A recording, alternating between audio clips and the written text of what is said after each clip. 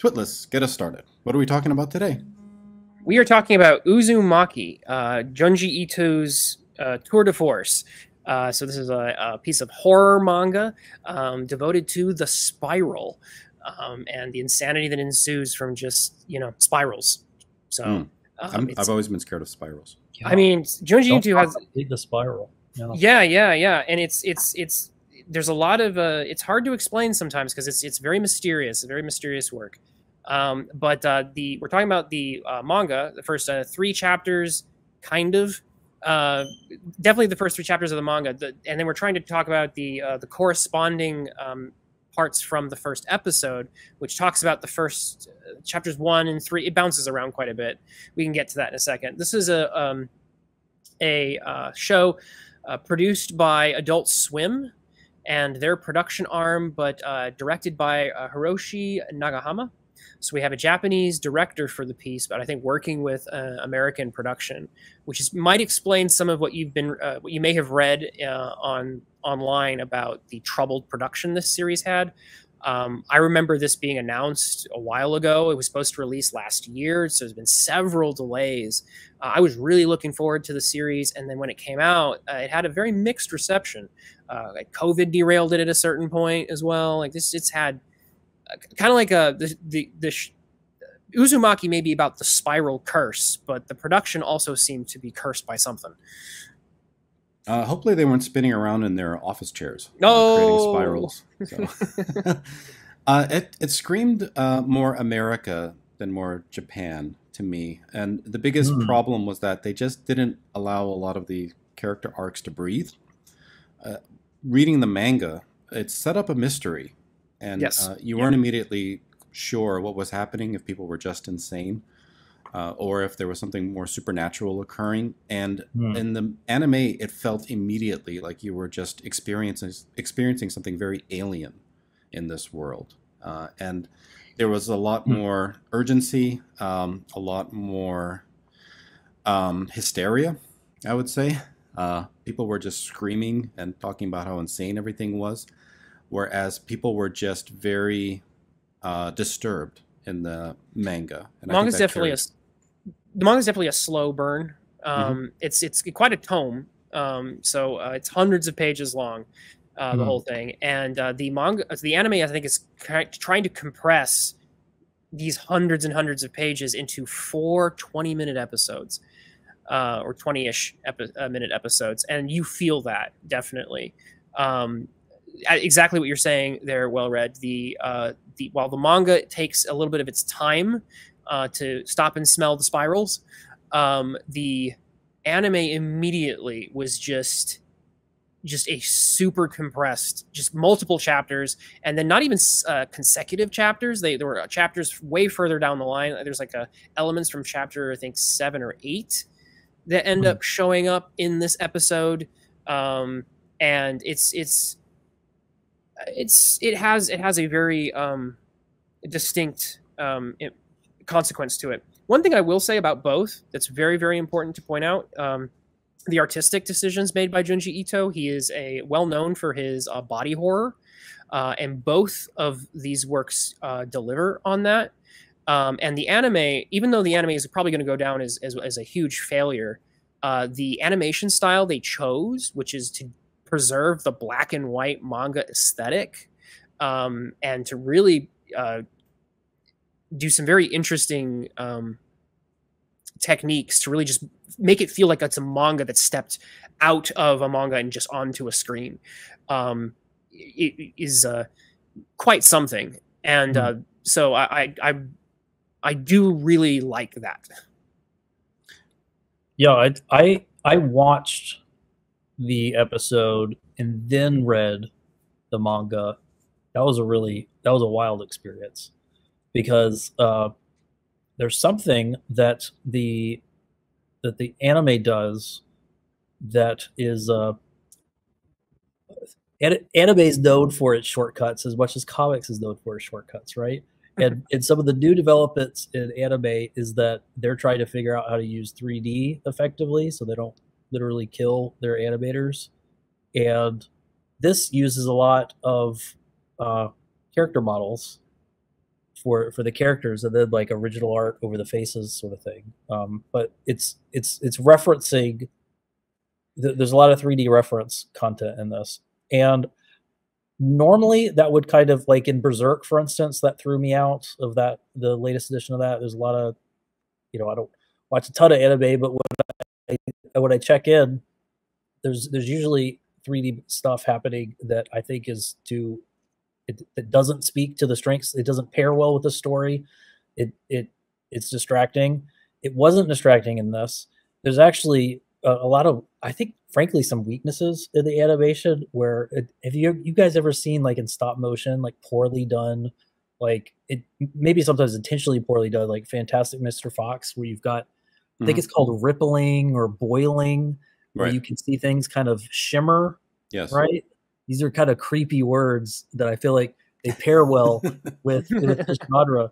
There's a lot of poor tracing of models in this, where you get that shimmering, boiling, rippling effect that adds to the suspense and the unease. It's actually uncomfortable to watch some of these scenes in the show, where the manga is far and away, I don't know, it's better drawn, so it's a more pleasurable experience. It's less creepy in a lot of scenes, but I'd be hard pressed to find a shot in anime that isn't creepy because of how it's been animated. So that's I just found that really surprising and fascinating, because I went in knowing that there were going to be some weaknesses because of the production foibles. It actually plays into what they're trying to do narratively in a way. I don't know. That's episode 1. I hear episode 2, it falls off a cliff. Yeah, that's the current discourse, is that it falls off a cliff pretty hard. I do have to say that a slight disagreement with you, Matt, there, in the sense that the at least in the show, the creepiness, because the show will pass you by, but when you have a freeze frame that you arrests your attention for some of the body horror, and it's just staring, like the one that spoiler alerts for anyone who, slight spoiler alerts for anyone who has not watched or read Uzumaki, go do both. The mother in chapter 2, which we have not fully seen in the anime yet, but in the manga, what the mother does to herself with the scissors is the type of thing that is just so awful. And, it's on a page, it's just there for you. Whereas you can kind of like blink and, avoid it in a show, like they can kind of do with some uncomfortable things, but a comic demands to be read. And there's something that horror in comics can do, because like, no, if you skip this panel, if you skip this page, you're going to have to do more work to figure out what's going on. So comics can do certain things with horror that I think are very interesting, because you must read. Well, I was thinking also with this book in particular, the tone they set, drawing out the mystery and letting things build to an unsettling climax, also lends a little bit to that eeriness that you feel once you see some of those scenes. It's not enough to just have the gore there in front of you. There was a lot of anticipation that was built to it, and part of your mind was expecting something horrific. So you have already been very well prepared, and your mind is in the right state to be able to respond and be very creeped out once you get it. In the anime, they expect the scenes to just speak for themselves, and this is a horrible thing you're looking at. We didn't really build that for you. We're just going to throw it on the screen and expect you to have the exact same reaction that you had when you were reading it. The other parts that I didn't like in the anime is that they played a lot of it kind of silly. And for example, the father's rotating eyes, when they're talking about that moment in the anime, it's a comical thing and the girl is laughing. She laughs in the manga as well, but it's not shown to you immediately as this silly effect. So you're left to imagine it. And then once you actually see it happen in the story, you almost think that he distorted his muscular reactions to be able to produce that. And it wasn't just some silly cartoony thing that was occurring.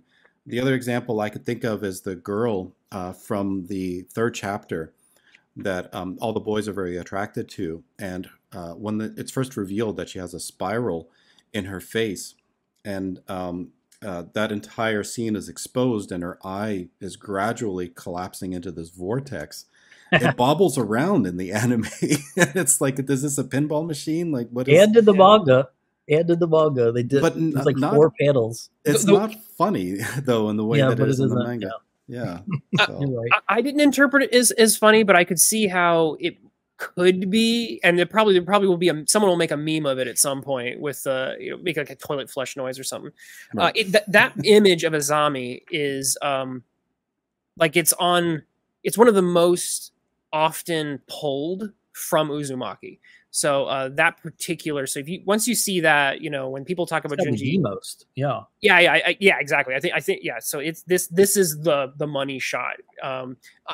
There's actually quite a lot of great stuff in this manga, and there's stuff that's even more horrifying in my opinion than that particular one. But that one is definitely the money shot, and it shows Ito's knack for taking the human body and twisting it in very disgusting ways while still preserving a sort of fidelity and to it in an anatomical way, or there's a way that respects anatomy, and it creates a great deal of unease, because you're looking at something that I think it evokes, like I said, a certain truth to it, because Ito is a very careful artist, I think, and he this ties into his background. I believe he had experience in like dentistry, I think, so he's used to doing some very fine details on the human body. But then when he comes into comics or into manga, and he's able to create a very unsettling marriage between awful, unsettling horror and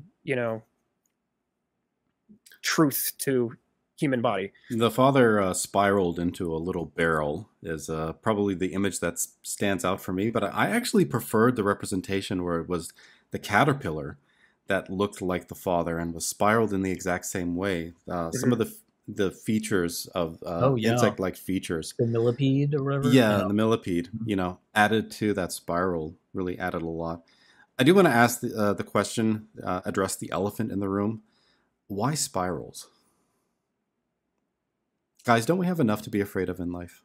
That's a question I wanted to pose to the audience. One thing I have struggled with this work is how well the idea of the spiral serves as a horror device and how it's set up in the story. Because it really just jumps in and you see spirals everywhere. Like the first page, which is in color. A lot of manga will do that, where they'll start a couple pages in color. And you just see fields of spirals in the grass and then everywhere. And then it just starts causing these weird, unnatural phenomena. And it's not necessarily like there's a villain or a monster here, although monsters do show up. Everything's just general cursed. And it's all has to do with the spiral, but it's not explained. It's not explained here what any of this even might mean. Let's take a brief pause to hear from the awesome creators joining us today and find out what cool projects they're currently working on. Hey guys, if you love sword and sandal historical fiction with a healthy dose of ancient Roman and Egyptian fantasy mixed in, then check out Kyrie. We've got 450 pages printed so far, and a 4th book on the way. Order your books today at curiecomic.com. Modern day, classic superhero storytelling. Get The Adventures of Omega Girl, issues 1 through 5, now on Indie Planet. Thank you to our awesome creators, and now back to the video. So I have a theory, if I might entertain it, and maybe you guys can tell me if I'm way out in left field or if there's some merit here. Van Gogh's Starry Night. It's a very kind of wistful, mysterious, and eerie image that uses a lot of spirals within the representations there. And I saw it immediately when he was looking at the river as he was walking with the girl and explaining that the village is cursed and insane. That's, again, handled much better in the manga than it is in the anime. He seems much more sure of all the insane happenings in the anime, I guess, to further the story along much faster than what the manga is allowing for. But I think that the creator basically looked at Van Gogh's work and he thought, this is a very fascinating horror setting. And what if you had a horror occur within Van Gogh's Starry Night, referencing all of these mysterious spiral patterns that seem to appear in a lot of his works, but aren't really explained and don't really have any physical connection. What's your thoughts on that theory? And that's a famously crazy artist, an artist who eventually loses his mind and commits suicide, right? Yeah, cuts his own ear to, what was it, impress a woman, or to paint his profile. So he wanted something unique. Yeah. So there's a connection there between losing one's mind and spirals. Exactly. That's really interesting. I had something, I don't know, this is much more mundane in a way. It could be because it's written by a guy and he can relate to guys a bit more, maybe, but it's only guys that are particularly worried about spirals, the story so far. And then there's a super hot girl who is a spiral. So it just seems like sexual tension is what's being exposed. Good theory too. I like that one. Dad is caught doing gross things and gets so obsessed that it destroys his family, and eventually he loses his life over it. And then the adolescent boy is like, I don't know what to deal with my emotions and my budding manhood. And here's this woman who isn't just incidentally living in this world of spirals and noticing him and doesn't care, doesn't have any particular, like his blonde girlfriend, but the dark-haired vixen who's actually who wants to tame that power of male energy. Mm-hmm. And the whole city is falling apart because of that kind of that pact with the other side, I guess. I don't know. But I could be the men getting too much sexuality into the story. The men do get sucked into her vortex. It's definitely an interesting exploration of the psychological trappings of spirals. Yeah. So one thing I do think is interesting is, and a couple other details that I think are worth thinking about, although I don't have the fully formed thesis on this, but you definitely have the duality of black and white, and that naturally leads in Eastern thought to things like the yin yang, and the yin yang does curve a bit like a spiral.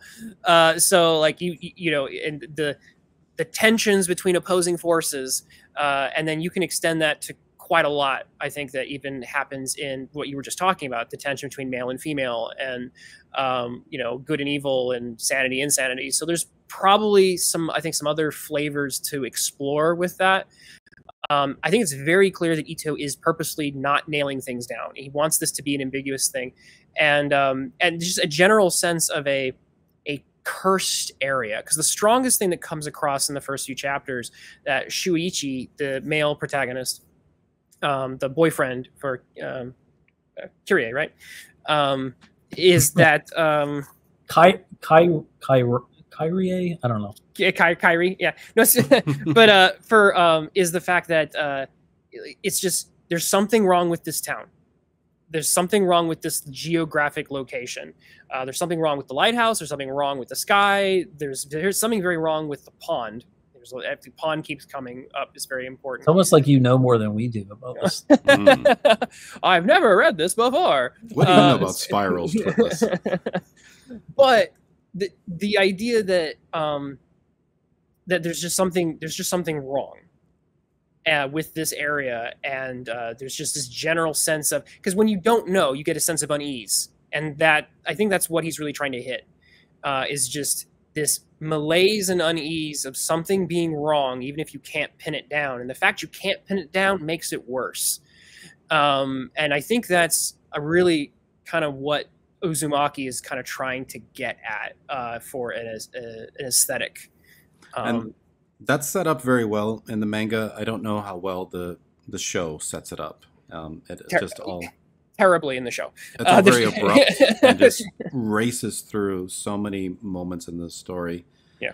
Quickly introducing characters. It's already halfway through the episode, first 10 minutes, and you're seeing the father pass away and the big spiral in the sky, and that was the big climax in the first issue in the manga.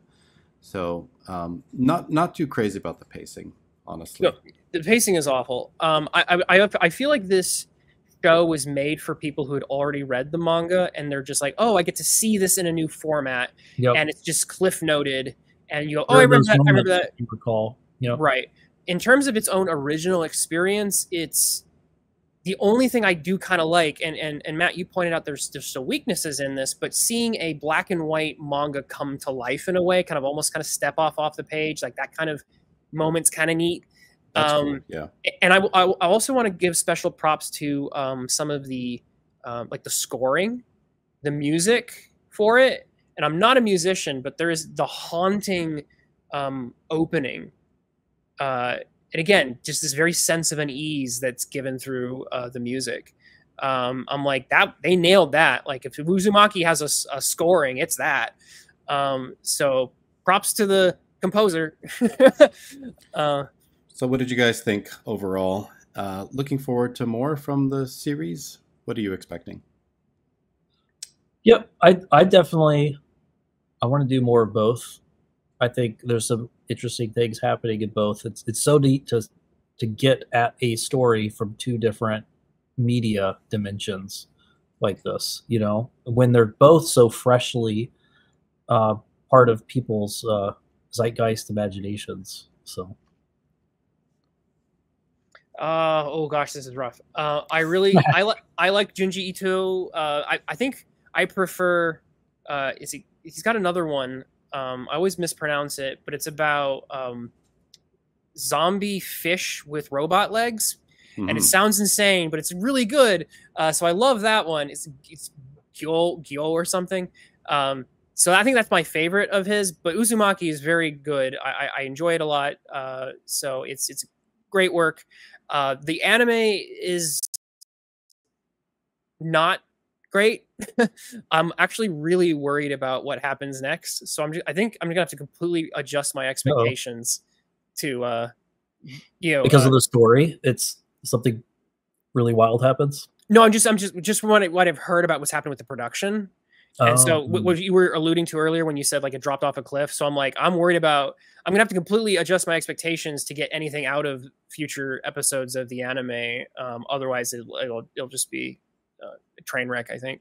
Hopefully it's so bad it actually enhances the suspense. That's my hope. Yeah, that actually is it's weird to put your expectations there. Where you're like, I actually hope this is so bad it flips back and does an overflow integer and becomes good again. But that's kind of where I'm at. Yeah, I think the manga is going to be very hard to adapt because it's strong in so many areas, visually, writing, and conceptually. Even if I'm not necessarily sold on the ideas of spirals creeping me out, I'm not going to be staying up late at night worrying about that too much. But the manga is definitely a very strong piece of work. And so any attempt to recreate it without giving it the proper amount of respect and thoroughness is going to fall short. And I think that's what's happening with the anime. They really wanted to just get the production out there, produced, and in front of the public, but they are neglecting the source material quite heavily in that effort. Thank you very much for checking out the video. Subscribe, like, and stay tuned for more.